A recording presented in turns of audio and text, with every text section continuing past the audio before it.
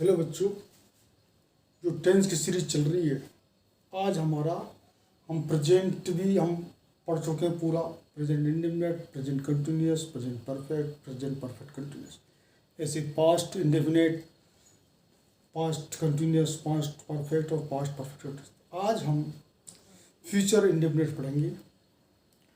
और जो भी वीडियो देख रहे हैं, हम पार्ट ऑफ स्पीच पूरे पढ़ा चुके हैं, जो कि हमारे प्रीवियस वीडियो में देखिए।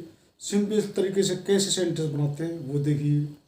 और टेंस के बाद पैसिव वॉइस, फिर डायरेक्ट इनडायरेक्ट, जो किस तरीके के इस सेंटेंस बनाए जाते हैं, क्यों इसका जो इंग्लिश सीखने का ग्रामर का और जो स्पीकिंग का बेस जब तक नहीं आएगा तो कैसे सीखेंगे। तो आगे जो करेक्ट फॉर्म ऑफ वर्ब, किसी भी एग्जाम में जो करेक्ट फॉर्म ऑफ वर्ब आती है तो उसमें ये हम जब ये टेंस ख़त्म कर लेंगे तो करेक्ट फॉर्म ऑफ वर्ब, जो कि हर एग्जाम में ये टॉपिक होता है, वो ही भर सकता है जिस पे कि ये टेंस आते हैं। तो आज फ्यूचर इंडेफिनिट,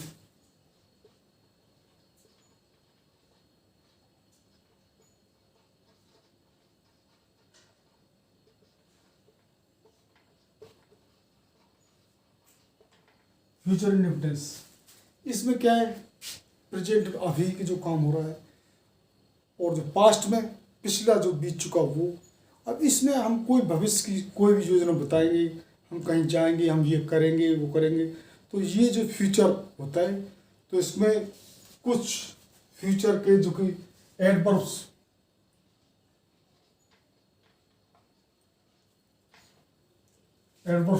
जिसमें कि मैं टुमारो,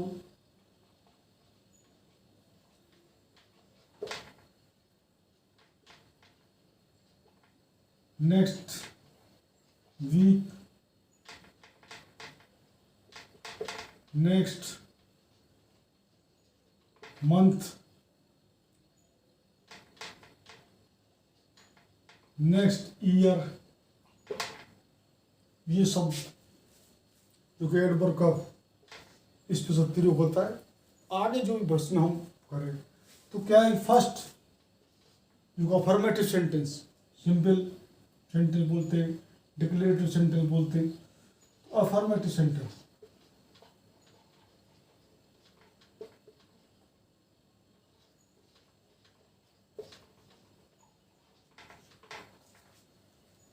क्या है इसका जो स्ट्रक्चर है अफर्मेटिव का, सब्जेक्ट और इसमें विल और शैल का उपयोग होता है।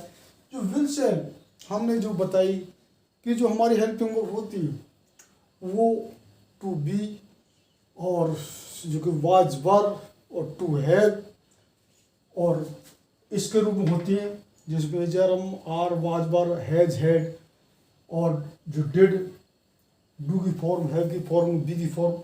लेकिन जो विल शैल है ये क्या है, ये जो मॉडल वर्ब्स हैं और इसके बाद यानी कि प्रेजेंट पार्टिसिपल यानी क्रिया की फर्स्ट फॉर्म, जिसको कि प्रेजेंट पार्टिसिपल भी बोलते हैं।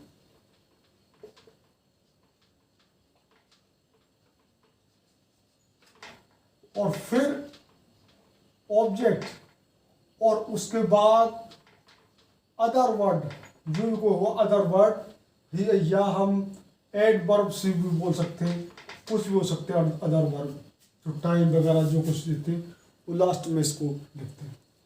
जैसे कोई प्लानिंग कि मैं अगले सप्ताह या अगले महीने जयपुर जाऊंगा, तो आई, और सिर्फ जो फर्स्ट पर्सन है आई वी, उसके साथ शैल का प्रयोग, वो अदर्स के साथ में विल का प्रयोग करते। लेकिन मॉडर्न इंग्लिश में क्या है कि जहाँ तुम वो कन्फ्यूजन स्टेट है तो तुम सबके साथ विल का प्रयोग कर सकते हैं, शैल का प्रयोग मत करो बोले, तो वो आपका सेंटेंस गलत नहीं होगा। I shall go to Jaipur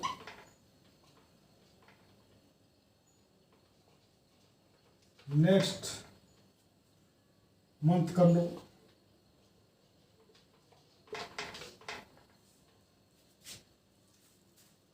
ऐसे ही अब क्या है, हम कितनी सेंटेंस का निर्माण कर सकते हैं।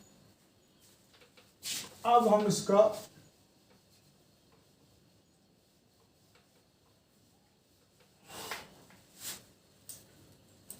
नेगेटिव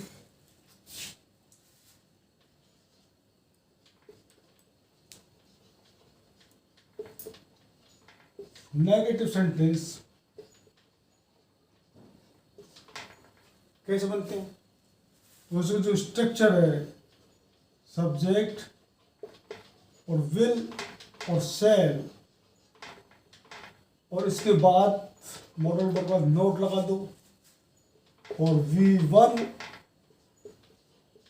ऑब्जेक्ट और एड वर्ब या अदर वर्ड, जो टाइम वगैरह कुछ बोल सकते हैं, ये लिख सकते हैं।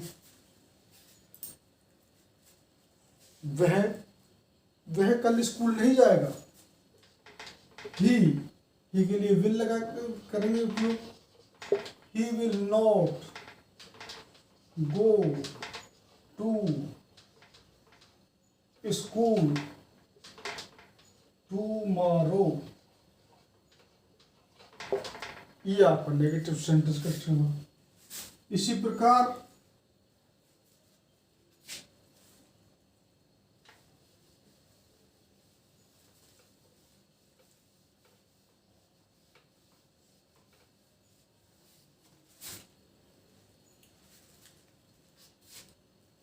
हम इंटेरोगेटिव यानी कि प्रश्नवाचक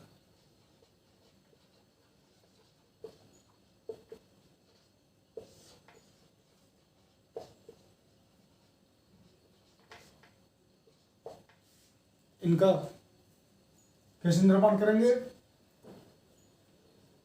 अगर WH वर्ड है, या मैं दोनों को अलग लिख देता हूं, हेल्पिंग वर्ब, तो हेल्पिंग वर्ब आगे आ जाएगी, यानी कि विल और सेल, सब्जेक्ट चल जाएगा पीछे, और V1 और ऑब्जेक्ट, अदर वर्ड और क्वेश्चन मार्क, ये हो जाएगा। और एक जो WH वर्ड से बनेगा, तो WH वर्ड आगे लिख देंगे। हम दोनों को अलग अलग लिख देते हैं, यानी कि WH वर्ड है तो विल सेल plus subject plus V1 object other word question mark. हम कोई भी सेंटेंस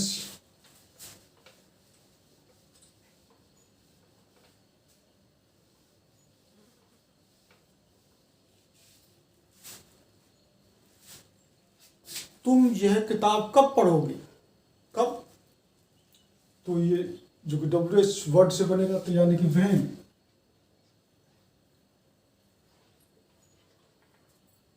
अब तुम के लिए क्या लगेगा, विल। व्हेन विल यू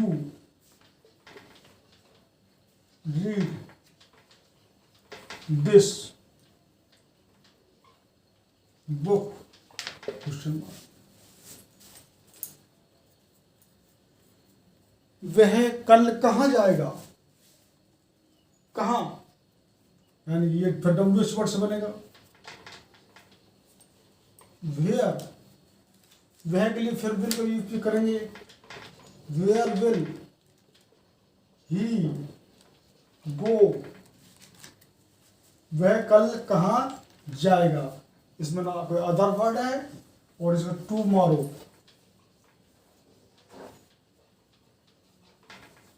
और question mark. Where will he go tomorrow, वह कल कहाँ जाएगा, इसमें ऑब्जेक्ट है नहीं।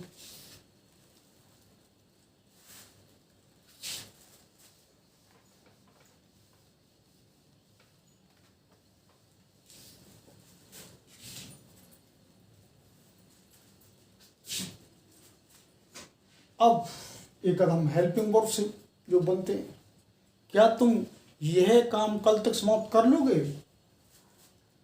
तुम, तो हेल्पिंग वर्ब से हुआ, तुम के लिए क्या लगेगा? विल आएगा।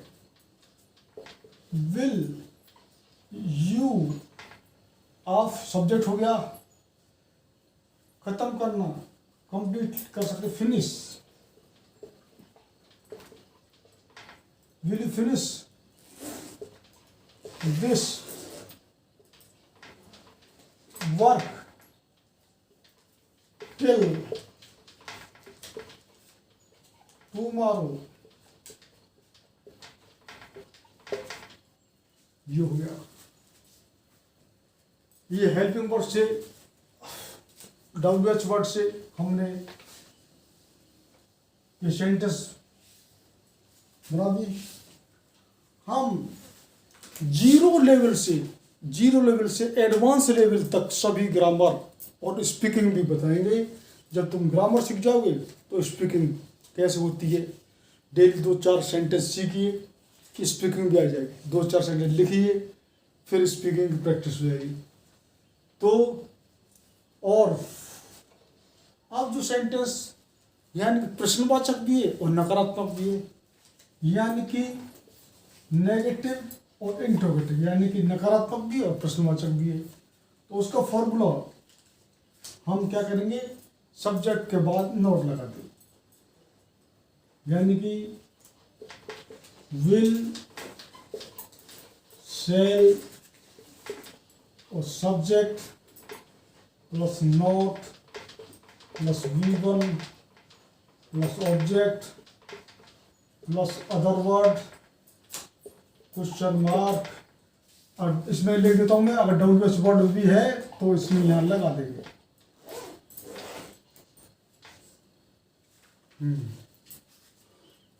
जिसमें एक सेंटेंस हम बनाते हैं, तुम वहां क्यों जाओगे? तुम वहां क्यों नहीं जाओगे, यानी कि नेगेटिव भी बोलो। तुम वहां क्यों नहीं जाओगे?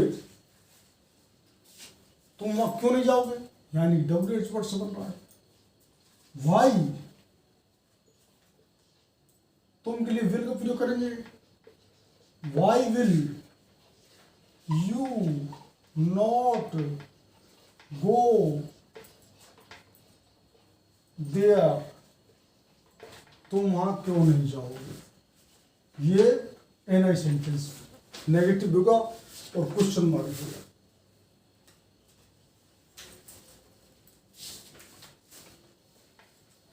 तो बच्चों ज्यादा से ज्यादा प्रैक्टिस कीजिए। Practice makes a man perfect. If you watch my video regularly, you will learn easily. I am sure you will learn English grammar and speaking. Do subscribe my channel and like the bell icon button to get regular update. Thank you very much.